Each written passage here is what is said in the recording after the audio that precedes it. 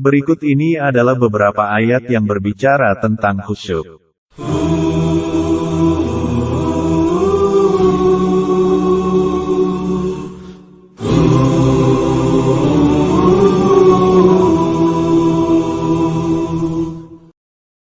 Allah Subhanahu wa Ta'ala berfirman di dalam Quran Surat Al-Baqarah ayat 45-46, yang artinya, jadikanlah sabar dan sholat sebagai penolongmu. Dan sesungguhnya yang demikian itu sungguh berat, kecuali bagi orang-orang yang khusyuk. Yaitu, orang-orang yang meyakini bahwa mereka akan menemui Tuhannya, dan bahwa mereka akan kembali kepadanya. Quran Surat Al-Baqarah ayat 45-46. Ayat ini menjelaskan siapa orang yang disebut khusyuk itu. Orang-orang khusyuk atau khosyin itu, dijelaskan dalam ayat ini, adalah orang-orang yang yakin bahwa mereka akan kembali kepada Allah. Dan karenanya, dia berbuat sebaik-baiknya amal untuk bekal kembali menghadap Allah Subhanahu wa Ta'ala.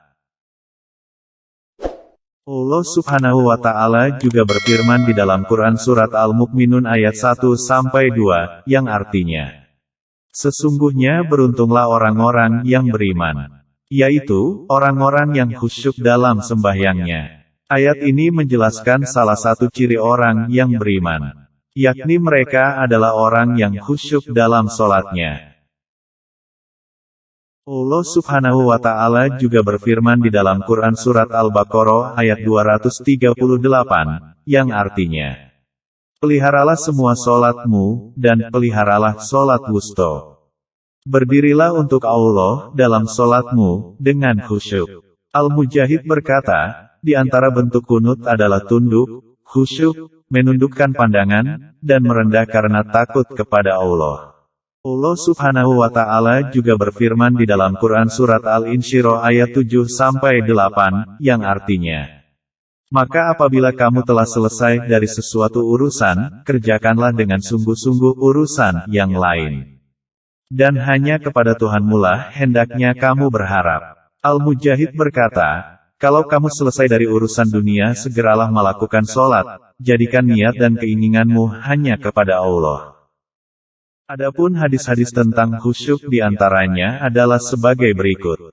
Anas radhiyallahu anhu berkata, Rasulullah shallallahu alaihi wasallam bersabda, ingatlah akan kematian dalam sholatmu, karena jika seseorang mengingat kematian dalam sholatnya, tentu lebih mungkin bisa memperbagus sholatnya.